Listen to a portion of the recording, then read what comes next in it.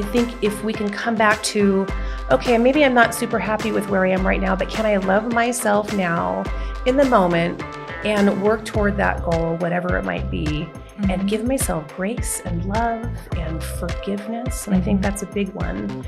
And permission. And then be able to explore, what do I really want? Yeah. Hello, and welcome back to another episode of Uplift for Her. I'm your host, Dr. Mallory Craycroft, and we are here to discuss all things women's health and wellness from an integrative lens. And we have a very fun conversation today and a really special guest. We are talking about sex and sexuality with Erika Lemke. Erika Lemke is a therapist and sexologist and sex coach. And so we are going to dive into some good stuff today. But disclaimer, this is not a great episode for you to have on with your kids in the back seat. So make sure that you're listening to this at an appropriate time. Put your headphones in. But other than that, you're going to get a lot out of this. So thank you for coming, Erika. We're really happy you're here. It's such a pleasure. I'm so excited to talk about all this. Thank you so much for having me. Oh, for sure. I want to tell our listeners just a little bit about you. So Erika Lemke is a certified sex and relationship coach and board certified sexologist based in Salt Lake City, Utah. Her practice is called Sex Coach SLC. She specializes in working with those who are in midlife and beyond, helping them to explore, embrace, and express their sexuality with joy, confidence, and pleasure. She sees adult clients of all genders and sexual orientations, and her approach to working with clients is one that is co-creative, holistic, and pleasure-focused. So thank you so much. I am excited just to dive right in. Tell me a little bit about what is a sexologist and a sex coach, and how did your profession evolve? Because you were previously working as a therapist, a mental health therapist. That's correct. So sexology is basically the study of how people do and think about sex. I mean, in the very, very, very nitty gritty. And so sex coaching, I think of it as it's life and applied coaching that's the how of how I work with clients. And the what is in the realm of sex and sexology. So sexology is also about studying intercourse, studying about different ways that people have sex, dysfunction, all of the things that are kind of associated with this kind of interdisciplinary lens about sex. So I had probably about 300 plus hours of that type of training in this field prior to going into this. So looked at just about everything that had to do with sex and sexuality, which is really pretty fun. Yeah, that's amazing. And man, it's so much more complex than I think we give it credit for, right? I think we kind of think that it's this somewhat simple part of our lives, but it's actually a pretty major part of our lives. Yeah.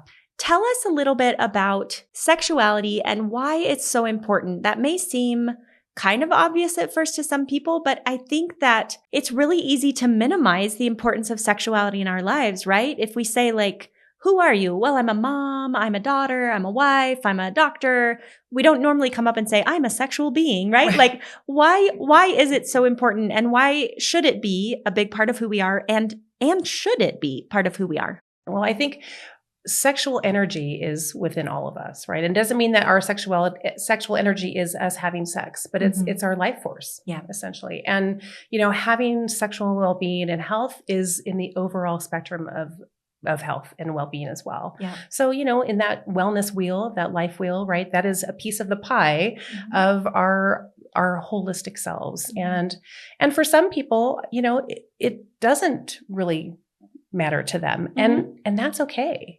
It really is a very personal choice. But for those who do find it important, I mean, I think it's a way to not only connect with ourselves, because we are our first sexual partners, whether we want to believe that or not, we are. And we are all sexual beings. But how we express that, and do we do that just in our sense of self, just our solo self, and then how do we express that also with other partners? And I think sexuality, a big part of it is, pleasure is something that I think we all deserve. I think it's our birthright, and so why not being able to share that experience? I mean, if we can do this for ourselves, which is so lovely, but also to be able to share that magical sense with someone else is just truly a beautiful thing to express, I think, in the world. Yeah. So tell us, is sexuality and sex, obviously, if we think about it, we're thinking just of the act of intercourse. right? And that's one small act. Will you tell us kind of more about what it encompasses and how our sexuality kind of comes into play in the rest of our lives, whether that's connection and intimacy with ourselves and self-love and intimacy with a partner, connection with a partner? What are the ways that our sexuality kind of has a wider reach than just that one act of limited time that is sex? Yeah. Well, I think for me, sexuality is a lot about confidence and how you carry yourself, how you feel about yourself every day. And just because you may feel like you're a sexual person, that doesn't mean I'm a sexual person and I'm going out and having all of this sex. I think it's also in just the way that we see ourselves as a whole and in the energy, and then just being able to carry ourselves with having that sense of confidence and assuredness in both ourselves in that context, but then also in relationship to others. And I think that we all deserve it. But for some people, again, I mean, we're going to talk about, am I normal? Just because someone doesn't think about sex, that doesn't make them abnormal. Yeah. Because I think there is a spectrum about what sexuality and our sexual expression can be. So it seems like there's probably an interplay there of the more confident and the better relationship we have with ourselves, probably the better sex we're going to have, and the better we'll interact with our own sexuality. But the inverse, I would assume, is true too, that the better we can show up in our sexuality and in our sex lives, the more confident we would be. Is that true? Do you see that at all? Or I definitely do. And I do think that for a lot of people who don't feel that way, whether it's, it's shame, it's guilt, a lot of pressures that we have at a very young age that carry us sometimes through our entire adulthood, can give us a sense of, is this okay for me? Yeah. And even thinking about sex can be something that can be very scary for a lot of people. Yeah. And the way that our desires and our needs, are they, am I weird because I think this way? Am I normal? Am I going to be judged for that?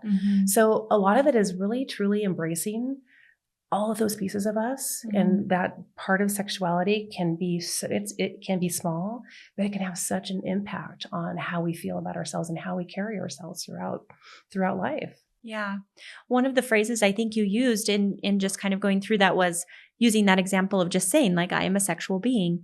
I think that there are probably a lot of women who I don't know if they would or could say that.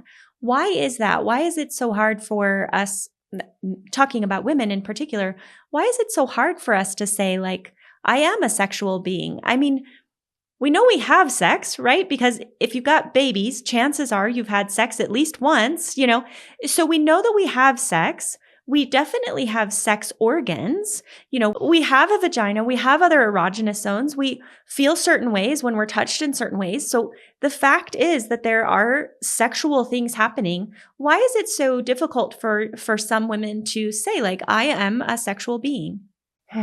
Well, I think a lot of it comes from how we were raised. And let's say, for example, we were 3 years old in the bathtub and we were playing with our genitals. We were exploring. Yeah. And that's what we are supposed to do as children, right? Right. And we were shamed for that. Yeah. And we were said, that's dirty, that's naughty, don't do that. And then every time we might think about doing that, it kind of reinforces that thought, which also then reinforces the behavior. Oh, I can't do that. That's dirty. Yeah. That's naughty. And then also just the shame aspect of it too. Social media does not help us at all. Being the good girl and playing this type of whether it's true or not, being seen in that way can have such an impact on everything else that we do. And the flip side, right? Being seen as only a sexual being, I think, can really erode that sense of self too. So it goes both ways. I think a lot of it is just really being really vulnerable and being very honest and really accepting yourself and saying, I can be a mom and I can be a sexual being. Yeah. I mean, I have a lot of clients who deal with that duality a lot. And it's really important to think, okay, yes, you are an independent individual as well as whatever else you want to be, whatever your hats are.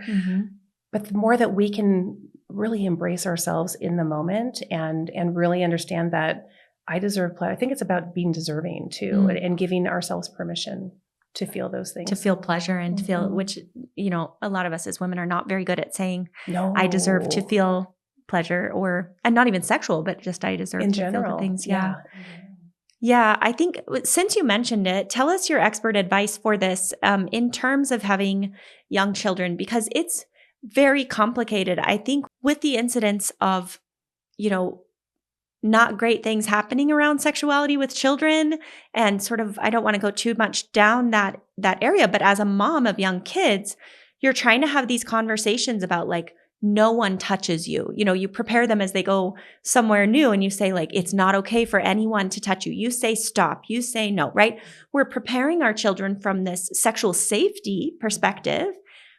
And then we're also preparing them for etiquette and manners and hygiene. And we're saying like, don't touch yourself out in public like this. But it can feel really difficult as a parent to be like, no one touches your genitals, but genitals are good. They're a natural part, but don't touch them and go wash your hands and don't do it in public. But it's good, right? Like, so how do you navigate that seemingly contradictory, like you want to raise your children to embrace their sexuality and their sense of self. And yet there are social constraints of like, we don't typically touch ourselves in public. And you can tell them it's private, but sometimes it still gets confusing of like, it's private, but wash your hands and don't do it there. But sex is good. Tell us how you recommend approaching that to parents, not even of young children. I think even of teenagers or, older even. Yeah. Well, I mean, and sex is so taboo in so many areas, right? Yeah. So, and I think there's just the conversation is because oftentimes the adults don't have enough information. Yeah. And or feel scared. confident enough to even approach that, right? Yeah. So, and again, I think it's fear. And I think it's fear for a lot of things. And I mean, I come from a very pleasure-based model. I mean, that's what I think sex is all about. But being able to do it, obviously, age appropriately, so you have to know the age of the child and not just the age chronologically, but also their own emotionality and how can they handle certain things too. Yeah.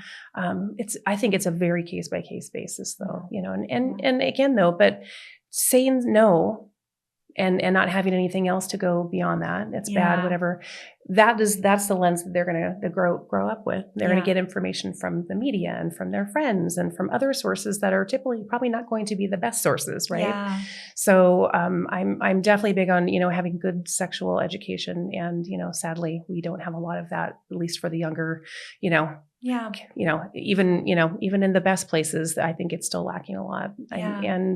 But we need better resources for that because I think all kids are going to grow up and become adults. And if we can give them the tools as appropriate as the years go by, to not feel fear and to be safe and to know that, sex can be very pleasurable and wonderful and connective and all of these things that we don't really share with them because it's more of it's bad, don't do it, because we don't want them. You just want to keep them safe. Exactly. Yeah. Don't go anywhere near it and then you'll be safe. But it causes big problems for people sometimes as they start then moving into their more sexual age or sexual self, where they start to become sexual and they say like, wait, I thought this was bad and I thought I wasn't supposed to do this. Oh, and I like it. Like, oh no, what am I going to do? I think it becomes really complicated. So you kind of mentioned it, but I think just as a parent being really open and having the conversation after conversation after conversation. And it's going to be uncomfortable and that's okay. Yeah. And leaning into that as a parent and just saying, it's okay if I feel a little weird about this. And maybe even telling that to your children, like, I don't know the right answers, but. And I think that's the key too, is to be vulnerable and be honest and be open and know that, if they're curious, that they will come to you because that's what we want. Right. And you mentioned about parents too, because my lens also went to, because I have a lot of clients who feel like once they have kids that they don't feel that they can be sexual. Yeah. Because now they're in a new role. Yeah. And now they're, they might have been wild and crazy back in the day, but now we have kids. And so now, now we have to not do that anymore. Well, let's jump off from there then. So how does a woman kind of figure out her sexual identity? And I think you wrote a book about this thing in particular, right? So we'll reference that later, but how does a woman, how does she come to terms with her sexual identity really at any point in life, but I think especially as we're having kids and as we're getting older and our lives are busy, I think before we have children, if we don't have children, it's a little simpler it's you and your partner and you have sex when you want to have sex. And there's still a lot to address there. But how do you figure out that sexual identity at any point along the way? How do you approach that with clients? Well, I mean, it's honestly, again, it is very vulnerable and it is very individual. But I think a lot of us, especially as moms, we have a child and then we're just giving and we're giving and our cup is empty and we're still giving. Yeah. And so we're burnout on every level and don't really think to take the time to talk about, and I'm not even talking sexual pleasure, but what brings me joy, what brings me pleasure every day, and the everyday the little things, having a cup of tea, smelling the tea. So getting into the sensation. So I would say start with the non-sexual pleasures that can elicit those feelings of joy, of ease, of comfort, and then just expand from there. So I will give there's a pleasure principles list in my book, for example, that I will have someone just write down everything that they feel gives them pleasure from a non-sexual perspective.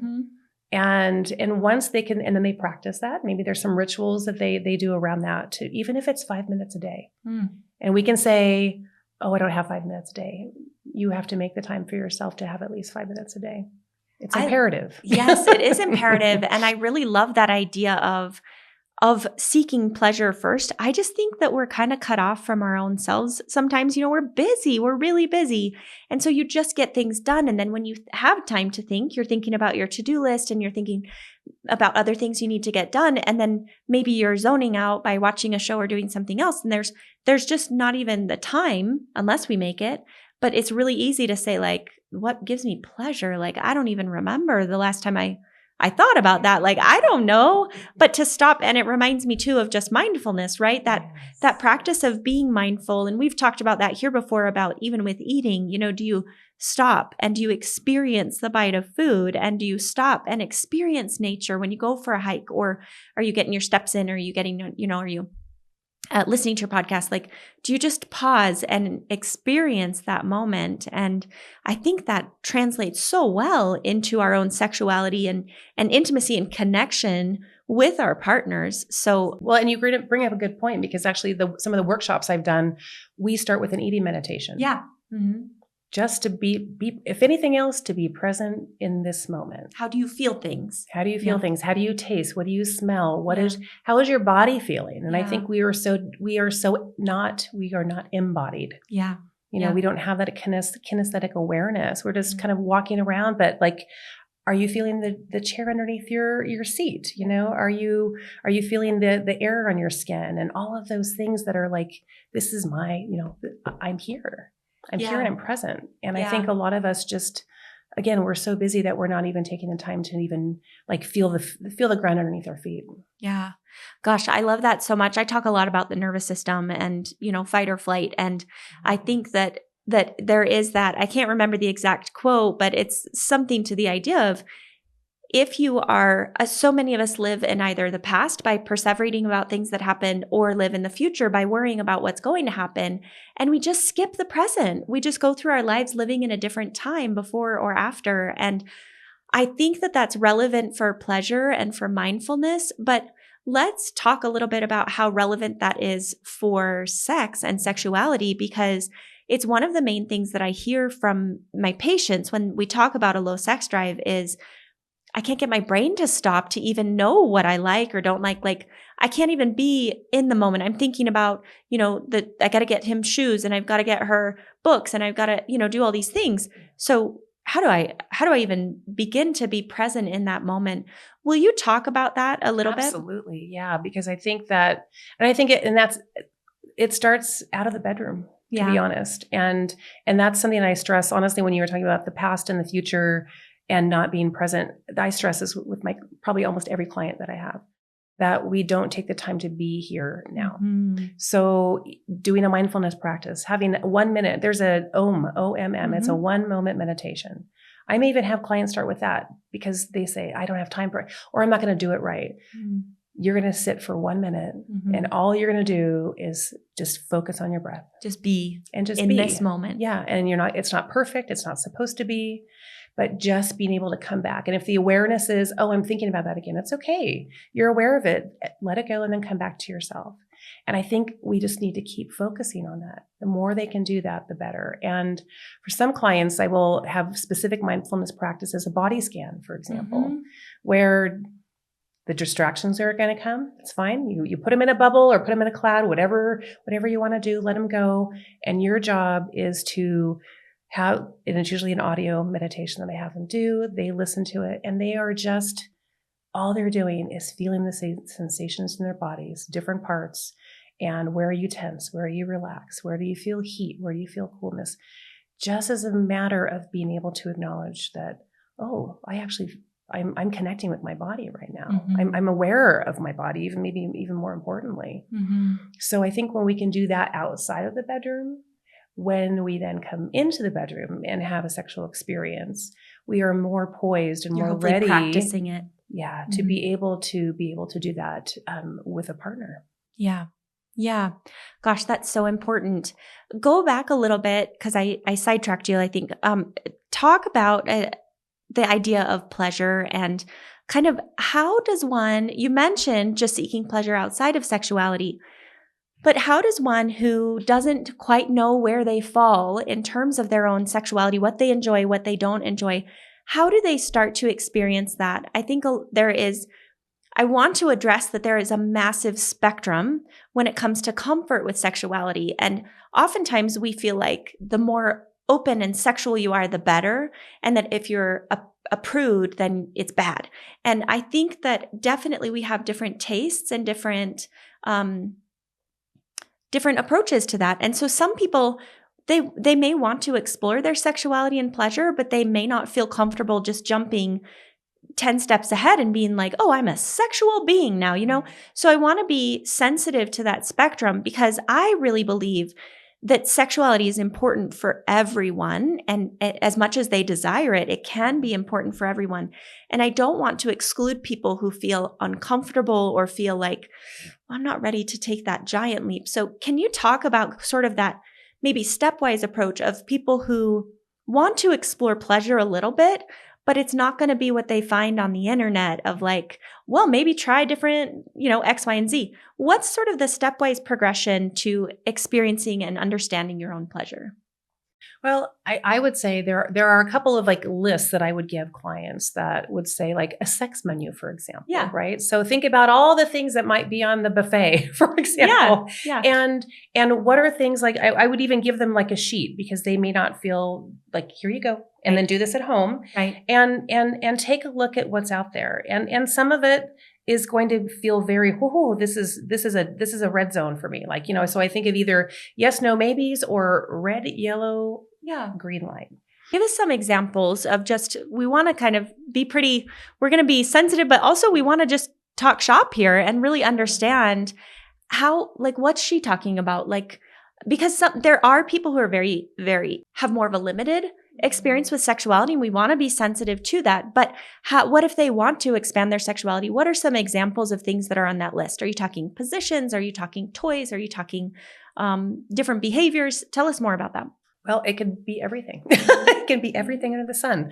But I would say also think about, from a very basic, think about touch. And there's a spectrum, like dimensions of touch. And most people, they either like, there's friendly touch and there's sexual touch, but there's a lot of other things in between, but we don't have the language to say, I like this type of touch, or in this situation, I would like you to touch me like this. Yeah. So there are exercises that I will give them to explore what types of touch they like. And most of the times when we touch someone else, it's probably because that's the way we like to be touched. Yeah. But so oftentimes that is not the way it is. So I'll get, for an example, it's from Betty Barton. She does the Wheel of Consent. And so it's a 3-minute exercise where people will take turns, couple, 1 minute for the one person, 3 minutes. They get to touch however they wish. And then the next 3 minutes, I'm going to receive again, but I'm going to tell you how I want to be touched instead.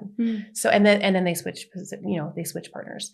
But even things like introducing a feather, something very, very simple because our skin is the biggest organ in our bodies, right? I mean, our brains are where this is a sexual center, but our skin is so much to explore. And so for people who are just kind of entering into that, even just a different type of sensation, whether it's, you like silk, you like little things that tickle, or little, I'm not going to say needles. That's not the right word, but little, just like your fingernails and so, and even just doing that for yourself, like not even having a partner necessarily, but how we don't even touch ourselves.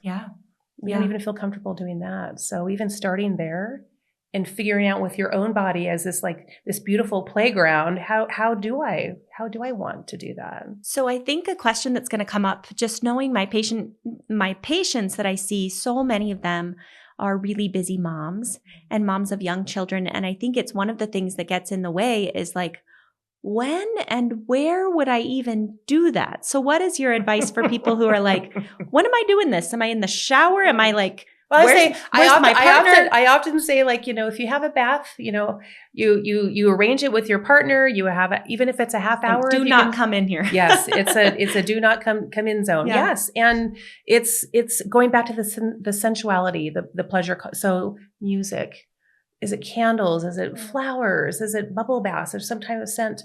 And just being able to languish, and again, trying to turn the brain off, even if you're hearing a little one knock on the door saying, Mom. Being able to come back to your body and feeling the pleasure and the sensations that whatever is arising for you, right? But coming back to how your body is feeling. And it's not an easy thing to do. And this is not like a one-time fix and then you're off to the races. It takes time. So a ritual of some sort, even something small, and maybe it's you and your partner making a pact, like, okay, this day during the week at this time is the time for me. Or whatever that means. And even, setting up a date night, a lot of busy parents will say, if you have someone to watch your child for 1 hour for 1 month, one day a month, to find that connection with your partner, for that emotional connection, that intimacy, they're a team. And I think oftentimes though, when they get in the throes of parenthood, it kind of goes out the window, and they're lucky to even say, give each other a kiss on the cheek as they're running out the door or whatever. So even finding those small moments to reconnect, not only to ourselves, but also to both, to our loved ones. For sure. So for people who may not have a lot of sexual experience and not a lot of varied sexual experience, or maybe they do, but sometimes people can have a lot of discomfort talking through this. And what is your advice for people who are like, we don't talk about sex. Like, I don't even know how I would bring that up with my partner. I don't even, that feels really awkward to me. That feels really uncomfortable to me. How do you help them kind of go to that next step? Yeah, well, kitchen table conversations is what I say. So whether it's, not in the bedroom, and certainly not during a sexual encounter or an intimate moment, because we're vulnerable and we're usually, literally and figuratively naked. And that's not maybe the best time to do it. You may not feel as safe to bring things up. Yes. And so, doing it when we're in a neutral space, hopefully neutral emotions is a good place. And sometimes it's just a matter of, can I have 10 minutes? And what words would you use then? You're going to start a conversation with your partner about sex, about maybe something you want or you want to explore more. How does one bring that up? Very honestly, this is very uncomfortable for me. Yeah. However, this is important also. And I would love to, have a brief conversation. And sometimes it's good to put a time limit on it. So then, because they can always come back, and there's always more. But then, especially if you don't know what to say, just sometimes it's even good to set a timer, 10 minutes, and then know that that's just an entry point into a bigger conversation. But be vulnerable and be honest. Like this is important, and this is also hard, and I'm nervous, I'm uncomfortable, and this is also really important to me. And I'd love to hear, I'd love to share some things that I really am curious about, or that I really want to express to you how I feel about this. Yeah. Hey there, listeners. Just a quick break to tell you about something that could make a big difference in your life or the life of a woman you care about. Here at Uplift for Her, we specialize in integrative women's health, offering comprehensive support for every stage of life. Whether you're navigating menopause and need expert HRT advice, looking to shed those stubborn pounds, or seeking for help with your mental well-being, we've got you covered. We combine the best of traditional and functional medicine with personalized health coaching and dietitian support here at our Salt Lake City-based clinic. We ensure that your unique needs are met with the care and expertise you deserve. At Uplift for Her, we're here to help you feel your best inside and out. Ready to take the next step in your health journey? Visit us at upliftforher.com or give us a call today. We have services available for those of you living in the state of Utah and some services available for those of you outside of Utah. Now let's get back to the episode. Can you go further with that and tell us what are some conversations that should be had between partnerships? I think bringing up ideas of this is how I want to be touched, or this is my safety zone, this is what I don't like. I think bringing up prior sexual experiences is complicated, right? You don't necessarily want to bring up prior sexual experiences, but oftentimes there is some stress or negative experience there. And how do you navigate that then in that communication with your partner? Yeah. Well, we have sex and we don't talk about it. Mm-hmm. And that's, I mean, it's almost harder to talk about sex than it is to have it for a lot of people, quite honestly. Yeah, exactly. So, I mean, honestly, it's really a matter of like, again, it's really stepping into the unknown for ourselves, which can be so incredibly scary. Yeah. And if we really want to figure out what we need for ourselves, we need to know that, number one. But then also, if we want our partners to know, they don't read our minds. They can't do that. We can't make assumptions about what we think they should or should not be doing, or what they remember about last time, or whatever the situation is. We have to be very brave and very courageous and say, this is what arouses me, or these are my desires. Mm-hmm. And again, this is very uncomfortable for me to talk about, but this is really what I need. I need more time. Mm-hmm. I mean, I think that's definitely a big one, whether it's foreplay, whatever it might be, but I need more time so I can get aroused. Mm-hmm. And I might, but I think the hard part is they're worried about the other person's reaction or their Mm-hmm. response. And so then they just don't have the conversations. And I think it's just, we need to crush that. And what is it? The conspiracy of silence. We have to stop that and be brave and open. And even if it's really hard, that is how change happens. Yeah. It's the only way change happens. Well, and it's usually very uncomfortable. Yes. And I imagine that the relationship has the potential to grow so much closer if we have these. Yeah, think about the intimacy that can be deepened with that. And I think that's what happens when we are in more awkward and tough situations. That's usually when we develop that connectiveness and that closeness. And that I think also can relate to sex. And what a beautiful, I mean, maybe in the beginning, it's going to be very awkward and strange, but the transition to that can be really quite beautiful and connective and just huge. Yeah. Yeah. What are some ways that couples can connect outside of sex that are particularly helpful for translating into that sexual experience? You mentioned like the kiss on the cheek. Are there some things that you think are particularly helpful to say, like, the more that you can do this out of the bedroom, this is going to translate into the bedroom? Because like you said, I think sometimes we try to fix sex just in the bedroom, and that gets kind of complicated. So what are the things outside of the bedroom that can be particularly helpful? I would say almost everything outside of the bedroom. Yeah. But I mean, whatever they, if there's something they love to do, my partner and I, we love to go dancing. Mm-hmm. And so dancing is a way that we connect. It's playful. And, Emily Nagoski has this great book that she talks about emotional floor plan. And based on kind of our emotional state, what can get us into a space of desire and lust and affection more easily? Yeah. Whether it's seeking intelligence. So maybe, there's a hobby that they really love to do together. They build something together, and that makes that connects them more.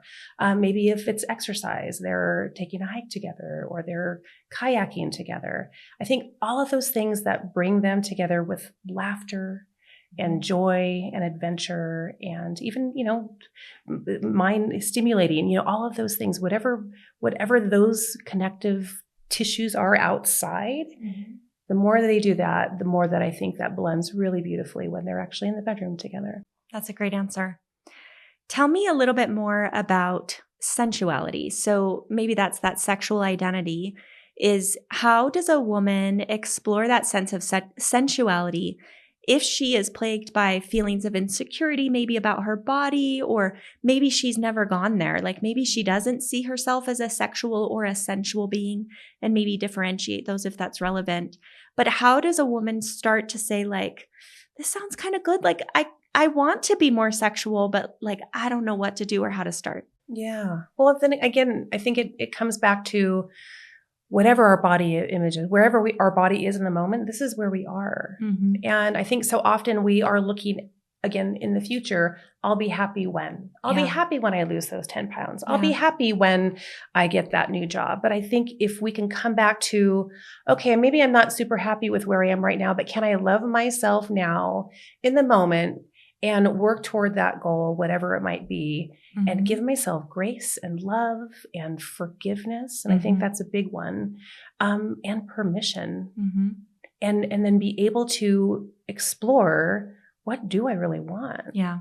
And the sensuality component for me is, when we can take in, again, that comes back to the present moment. So if we're feeling and we're smelling and we're tasting and we're hearing and all of those that we are paying attention to, just living in that life experience. That to me translates into, these are things that my body's feeling really energized or comforted by these experiences. And how can I then maybe translate that to more of a sexual experience or an intimate experience? And we do have to feel safe in our bodies.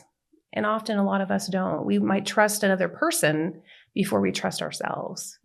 So I think it's also part of what do we need to do for ourselves to start trusting, to start listening to our voice? The more that we can trust ourselves, even when it's difficult, that the more that we can do that and trust and feel safe in our own bodies, that we can then express ourselves fully to not only ourselves, but to others as well. And I think that is why sexuality can be fairly complex, because it requires us to feel somewhat comfortable and vulnerable with ourselves and have that self-love and that self-compassion of, the weird things that happen during sexuality. Like there's nothing very scripted about sex, right? Like, so you've got to have a certain sense of humor and a certain ease of this is weird. Like this is messy. Such a great point, because I think people so oftentimes think about, again, social media, movies, all of it. Right.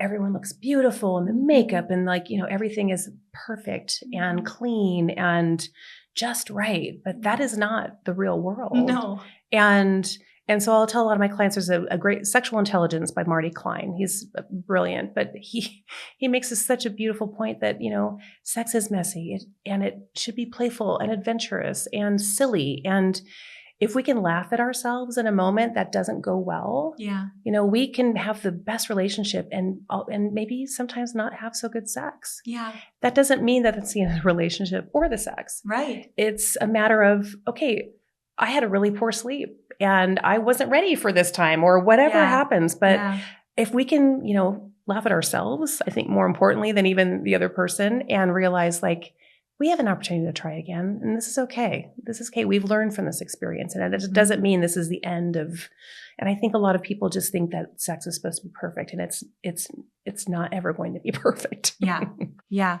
I think that's so true. I really liked the example that you were giving of talking about sensuality. And it made me think that's probably a really reasonable exercise to try with your partner, is to close your eyes and to just experience, to feel and to be vulnerable and to be playful and to kind of turn the attention to them and then to take back the attention and say, okay, now it's my turn and I'm going to do that.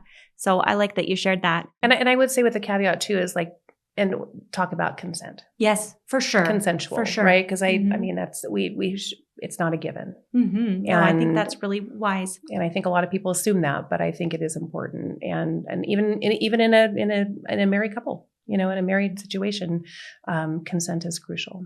So since we're there, tell people how they establish that. Like maybe they've been married for 20 years and they want to explore sexuality, but also they want to set up that agreement of consent. What do they do? What does that sound like? I mean, they can even, there's an actual form that they can even use if they really want to, but make agreements and really be able to say like, this is something that this is a no. And we can even have a sheet that says, these are things that are definitely a yes for me. These are things that are definitely a no for me. And then there's the gray area, the maybe or the yellow light, for example. But to really honor that and to have those conversations that are very explicit, but also very honoring too, because sometimes, again, we don't talk about what we do. Yeah. Most of us don't in even in the closest relationships. We do things, but we don't talk about them. And like you said earlier, doing it outside of the sexual experience, because that's probably a complicated conversation to have at the moment of, I think when people are aroused, it's much harder to then say like, no. And then they say, oh, come on. And you say, okay. Our judgment gets a little murky sometimes. Yes, exactly. Right? And so having it outside of that says, if I say no, you stop. Yes. We're not. And that's I don't want that's you to not push just back. in a married. That's in any life. connection, right? Yeah. Any connection, anything at all. Yeah, which I think is hard. And also then on that note too about if we're not liking the sex we're having and we're enduring pain. Yeah. And that's a big one. Yeah. And, a lot of my clients, they'll talk about pain with me and they'll say, but they'll say, I want to do it because I don't want to disappoint him. Yes. Or I don't want to get him mad. Yeah. And that is some time to do some deep dive into what you need to do for yourself to be able to recognize that you matter and your body matters and how you're feeling matters. And if something's not going right, please speak up. Yeah. Please speak up and please acknowledge it within yourself. And then please speak up and say, whatever it is, this hurts, please stop and honor that. I think especially for people who have stress around sex for whatever reason, whether that's, an upbringing that said sex was wrong and then you have sex and you're like, ooh, I'm confused now. Or whether there's been some negative sexual experience, I think for them, especially for all of us, but for them especially to take back that safe control to say like, I'm not a victim in this sexual experience. Like I am in no way out of control in this experience. Now I can hand you the control and ask you to do good things with it, but I still retain my right and my integrity to say, no, I don't want that. And that can be something as simple as your partner seeking sex and you saying, I don't want to tonight. And I think that we as women, there is that balance. We very frequently want to be but end up being the martyr and saying, well, I don't want to disappoint her. I don't want to cause negativity. And that's a delicate balance, right? It's okay to have sex even if you're not really feeling it. Your partner wants it and you're like, okay, I'll have sex. But that's different than I don't want to, and I'm going to, because your body and your brain and your soul are going to react to that sense of I'm doing this because I feel like it's a little bit out of my control. That's not good. And especially when we're linking that to sexuality, that's something that I see with my patients is it causes a lot of problems that are quite hard to get past because you just don't feel safe. You don't feel like you have any sense of control in sexuality. And especially with like you talked about earlier, when you're in your sympathetic nervous system, when you're in that state of fight or flight, fawn, freeze, right? All of those, that is not a good recipe for sex. Yeah. Or intimacy, quite frankly. Or connection. Yeah. Mm-hmm. Yeah, absolutely. So being in our rest and digestive state, right? Parasympathetic. And we need to be relaxed in order to get aroused. Yep. One of the questions that I get most from my patients is, am I normal? Am I normal? So what is normal? Yeah. Well, I think when we can really sit with who we are and not look externally, really have a sense of our innateness with both ourselves and then with our partners, what works in that context for us? What do we feel is appropriate? Yeah. What do we feel is okay? What is satisfying for us? Mm-hmm. We look externally so often to our neighbors, to our best friend, to social media, to everything else out there for a context of, are we okay? Are we normal? And I honestly think it's what is normal for you? What feels right for you? Yeah, what do you want? What do you want? What feels good? And then also, and what doesn't? And just because you don't like something, that doesn't make you abnormal. Yeah. Yeah. So I really think that we need to debunk, the whole sense of like, who's doing what outside? Yeah. Because it really comes down to what are we co-creating for ourselves? And it shouldn't really matter what anyone else is doing, but what we choose to do. So that leads into one of the other most popular questions is, what do I do if my husband and I don't have the same drive? And I think that idea of sex drive is really complicated because people say, because I think if you think about the stereotypical couple, the man has the higher sex drive and the woman can be made to feel broken pretty easily if she doesn't have that matching sense of desire. So what is your approach in that situation where she's saying like, well, I feel like what's normal and what I want is to have sex once a week, maybe twice a week. But according to my husband, that means my sex drive is low because he thinks we should be having sex every night. How do you address that then if we're trying to figure out what's normal, but we're not necessarily on the same page with our partner? And I don't think that's necessarily a negative thing. I think sometimes it's great intentions on both sides and no one knows. It's just he feels this and she feels this and they're like, oh, well, I guess I must be broken then because more sex is supposed to be better, right? So I must be the deficient one somehow. Yeah. Well, in my view and how I work with couples, and I have both. I have couples who have that scenario, and then also the reverse, where the husband may have the lower sex drive, and then the wife has the higher, or the partner. I don't think it's something where he's here and she's here. Well, she has to come up and meet him. Yeah. But also the reverse is also not also possible as well. So I think really it comes down to, I think the lower sex drive person actually drives the situation. And it doesn't mean that, we're only going to have one time for the rest of our lives. Let's see what else might be on the table for that. But I think we also have to come back to what's happening with the low sex drive in both situations. Is there a medical condition? Is it a psychological condition? Is it a hormonal condition? And so I think it's important to look at those things also within that context, and if they want to change. Yeah. Because some people, they're not in a position right now where they want to. Yeah. For various reasons. And don't you think it plays off of too the sense of connectedness in their relationship? Because I think that if someone feels really connected emotionally and in a relationship and they're fine with the amount of sex, that's kind of one scenario that's going to have one answer. But if someone is already feeling a rent in their relationship, some distance in their relationship, and then sex gets in there and becomes more of a barrier because now he's mad that now we don't even have sex anymore. And she's like, well, you don't care about me, so why would I have sex with you? That's a different answer for them. And so I think that addressing the connectedness can be really helpful. And where's the foundation, right? Yeah.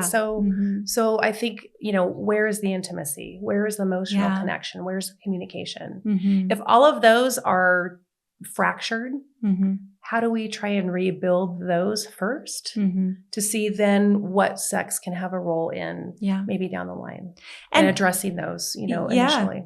And to that point, sometimes sexuality can be the thing that helps us feel more connected and more intimate before we fix our issues or before we fix our conversations. Sexuality may be the common bond. Right. So it's just such a different scenario for each couple. It is definitely not a one size fits all solution without a doubt. It's going to be two people with each bringing their own side of it and then finding that negotiation, that meet up in the middle. I'm going to ask you again this question because I know that people are going to be like, I don't know if that was a satisfactory answer. Oh, no. This idea of what's normal. Yeah. I think that people want to hear but what's the average? So just tell us what is the range that you see of the frequency that people have sex? Because I think this is a common conversation between couples where men are like, oh no, daily is normal. I think most couples out there are having sex daily, which means you and I can say I that's are not not true, normal. but that's Right. not true. I agree with you. Yeah. I'm sure there are Oh, of course. many, Of course. but what do you feel like is, I know there's a range, but if you can pin it down a little more to what you feel like is maybe a tighter average. A tighter average. Well, we have couples who have sex on their birthdays. Mm-hmm. Mm-hmm. That's it. Mm-hmm. Twice a year. Mhm. Okay. Mhm. So we've got that going for us, right? Yeah. And then I have couples who have sex multiple times a day. Yeah. Almost every day of the week. Yeah. And honestly, I would say what fits in with your schedules with work and family. So I don't know if even giving a range would be appropriate. Yeah. Because again, it goes back to what feels good for this couple in particular. And again, going back to, do they like the sex that they're having? Mm-hmm. So if they're having sex every day, but the quality of the sex is low, Mm-hmm. is that good? And define what you mean by low quality sex, because I think some women are going to be like, is this low I think it quality goes back sex? to, do you like the sex that you're currently having? Yeah. And if that is a no, then there's a different conversation to have. And I don't care if you're having it once a year Yeah. or multiple times a day. Yeah. And I think that really goes back to where we started with this sense of self and self-experience of, do you know what brings you pleasure? Yeah. And if not, can you explore that on your own and together to say, this is what does it for me? I think a lot of couples get in that rut of saying like, well, we do the same sex every time. You know, it's like, you do this, I do this, then we get there and like, there we are. Right. And for some people that's fine. Yeah. And for some people it get a little boring. And so kind of exploring that, if you're bored with sex, your sex drive isn't going to be probably very good. You know, you're not going to be like, one person needs to speak up. Yeah. You know, someone does. And that's the only way that change is going to happen, is whoever it might be, being the one to say, oh boy, this is tough. Yeah. This is tough. I feel nervous, but I want to enhance our relationship. I want things to go to be amazing. And, you know, I want things to, you know, some people are okay with whatever it is for the interim of their lives, and others are not. But unless we speak up, we can't make assumptions and we can't read people's minds. So sometimes it's a matter of, we have to step out of our comfort zone. I love that. The last question I really want to get to is low sex drive. You know, that's the other thing that comes up with my patients, especially because that's why they're coming to see me. And if we'll tag team this one, I think I'm going to go through sort of our list of medical considerations. And then if you'll kind of go through your approach to a woman who comes and says, I just have no sex drive. Mm-hmm. So definitely from the physical side, some of the obvious things are pain. You know, if you're having a bunch of pain with sex, it's not going to be very conducive to a high sex drive. Like, let's go do it again. So any sort of pain or discomfort, people need to see me, an OBGYN or someone who specializes in sexual health and wellness, because most of those things can be addressed. A pelvic floor physical therapist can also be really helpful with assessing pain and pleasure and release of certain areas. I think medications, things like antidepressants, birth control pills, Depo, you know, sometimes even the IUD. I think a lot of women are told with the Mirena IUD, oh no, there's no chance that's lessening your sex drive. And it's not common, but absolutely, if you feel like it's lessening your sex drive, like it probably is. So other medications can do that sometimes. I think too, hormone changes, so low estrogen, low testosterone, especially through perimenopause and menopause, are all things that we're dealing with. Sometimes there are medications that we can use just for a low sex drive. So sometimes we'll go down that road. And then sometimes there are people who physically have some limitations to orgasm, to kind of that arousal with the anatomy. And so sometimes there are other things that we're looking at. But I would say that's not a massive portion of the population. I think testosterone is a little more common in perimenopause and menopause. Like those people do tend to get better once we give them vaginal estrogen and testosterone. I think a lot of people in perimenopause and menopause will see improvement, but there's also so much more to it. So will you talk about more of the psychosocial reasons for having a low sex drive? Yeah. So I work from a framework, and I call it MEBS, MEBES. Mm-hmm. It's the mind. Mm-hmm. So anxiety, depression, stress. What are the thoughts that are plaguing that? That's preventing that. That like I can't turn my brain off sort of thing. Mm-hmm. Yeah. And that it can include anything. It's distractions. It's, what are we telling ourselves? It's shame. It's, all of those things that our heads are just not allowing us to access our bodies. Yeah. Right. And then the other one is emotions. So heavy emotions, if we're dealing with a lot of depression, grief, anxiety, again, those are going to prevent us from, we're going to be in that sympathetic nervous system. Mm-hmm. We're going to be in that fight or flight, fawn and freeze. I have to make sure they have those as well. That's going to take a toll, and that's going to not allow us to access that sense of desire. Right. B is behavior and body image. So again, the huge one's body image. I don't feel good in my body. Mm-hmm. I don't want someone to see my body. Right. I don't want to, put myself out there. So that is going to have, I think, a huge effect. And a lot of the people I work with, men and women both, definitely have issues with, how they see themselves physically. And the other two are, energetic and spiritual. Mm-hmm. And, and energetic is just like how your energy level, and that comes back to that sexual energy and that vivacious, is it low? How do you get that back in line to where you can get some of that arousal back up on track? And probably the energy between you and your partner too, exactly. Right? Yeah. And then the spirit, your sense of self, like your essence. Yeah. Whether it's from a spiritual, religious point, mm-hmm. or just from your own, like your own being. Mm-hmm. And when people question that can also take a toll and really have an impact on our sex drive. I love that you said that religious and spirituality, because I think a lot of people feel like a lot of the educators and specialists that specialize in sex kind of are a little bit maybe tone deaf to if someone really does have other approaches to sexuality. And they feel like, well, if I go there, they're just going to tell me to do things that I'm not comfortable with.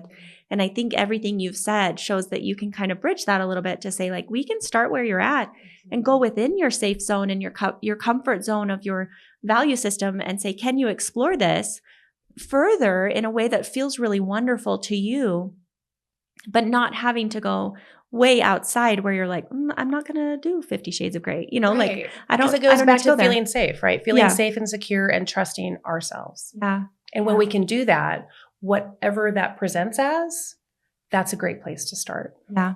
That's wonderful. Okay. We just have 1 more minute left. And I want to hear if you have any, like your top 3 sex tips that you have just for improving that sexuality or that experience in the bedroom. Know what you like. Mm-hmm. Number 1. Know what you like. And if that means you have to listen to erotica or you want to try a pleasure product that looks really interesting, have some exploration within that for yourself so you know what you want. Mm-hmm. And number 2 is ask for what you want and express that to your partner and be open about that, because the more that we can be open and really be confident within ourselves to do that, how beautiful that is. And how I think how sexy that is for someone to hear that this is what turns me on. This is what I like. What a beautiful way. Most partners are going to be so thrilled to hear that. Yeah, exactly. Yeah. And I guess number 3 too is like, don't be afraid to step out of that comfort zone and just have fun and have adventure and be able to laugh it off when something goes awry. Yeah. Because there's always another opportunity to come back and try again. Yeah. Well, I love that. Thank you so much for being here, Erika. I really appreciate your time. Tell us where people can find you and where they can sign up to work with you as a coach, because you're all over the country. It's virtual. I'm virtual. So, so I work very closely just down the street from where you are, at Uplift Pelvic Floor and Wellness. Yeah. So I'm in person. Not related. Yep. Same there.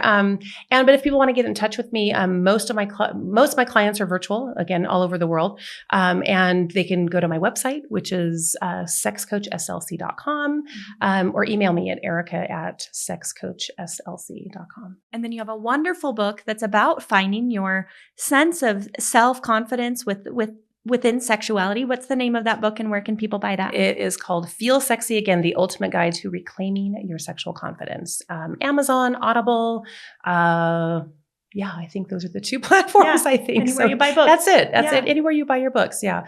But again, that is almost like a love letter that I wrote to myself. Yeah. And just being able to tell women in particular that, you don't have to put yourself on the back burner, put yourself in front, fill your tank, and you'll have so much more to give and still have that energy and that sense of vivaciousness and purpose in your life. I love that. And you also said that you had some resources you were going to share with listeners that we can put in our show notes for, I think, places to shop or toys to explore. Toys to explore, some amazing books, and just some great resources that people can go further. And if there's anything they want to know about, I'll have some great resources for them to be able to take a look at. Oh, wonderful. Well, I am so glad you're here. This has been such a great conversation. I think we'll definitely have to talk more and kind of dig in a little deeper, because there's so much more really we could talk about that matters here. So thank you for your time. Oh, thank you. It's such a pleasure. Appreciate it. Thank you. Well, we will be back next week for another episode with Uplift for Her. And if you are listening to this, remember that you can watch it on YouTube if you'd rather, and like, subscribe, follow, all of the things. And if this has been helpful for you, please don't hesitate to leave us a review. That's really helpful for us. If you share it with a friend, pass the word around. We really have a goal to educate women about their comprehensive health and wellness and addressing all of the elements that can really help you live your best life. So thanks for being here. See you next time. Thanks for listening, and come back next time for another episode. And remember, this information is for education only and not intended to be medical advice.